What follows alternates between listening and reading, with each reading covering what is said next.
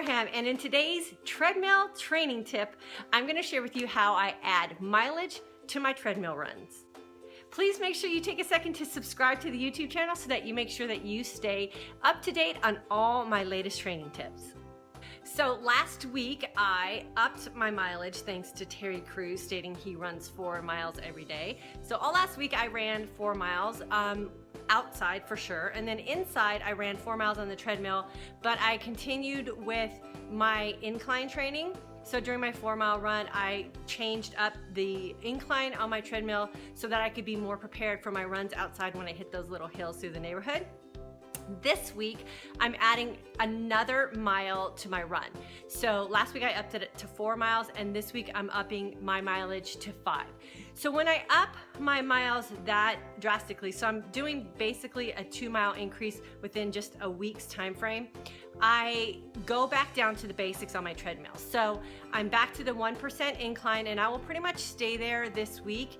And then I'm gonna keep my pace at about, on my treadmill, it's about a 6.0 speed, which is about a 10-minute mile. I will probably vary that speed for the last mile just because I always like to train my body to finish fast.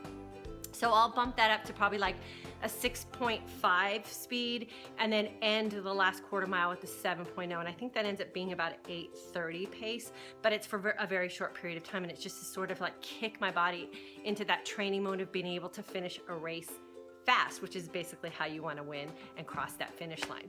So I'm upping my mileage today. I did 5 miles. I ran 3 miles between dropping my daughter off for school and my son off for school because today's a busy day. I had to get it in.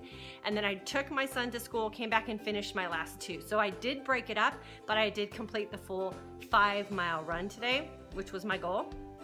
Tomorrow, I will probably try to run the whole 5 miles together, so I'll just wait till I get the kids off to school. Tomorrow's not as busy of a morning for me.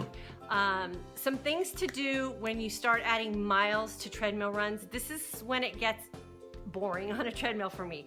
So I use a towel, so I have a towel here on my treadmill, and what I like to do is I like to just kind of cover up my treadmill board so that I don't see how long I've been on or how many miles I have left to go. And I'll just kind of peek occasionally to see where I'm at pace-wise.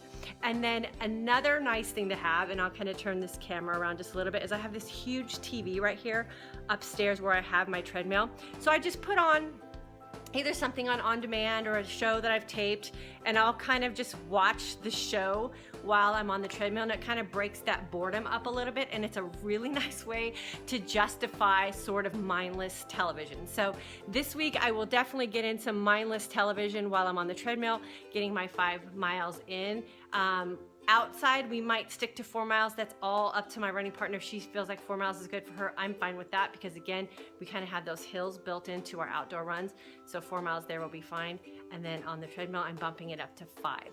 Next week is my big 5-0 birthday, so I'm going to be working in a little extra miles on my treadmill next week as well, just to sort of celebrate the fact that I am 50 and still running strong. If you guys have any questions about running, treadmill running, outside running, stretching, anything you need to do to be a runner and keep your body strong and healthy, please feel free to leave the comments down below, or you can always email me at the email address right here.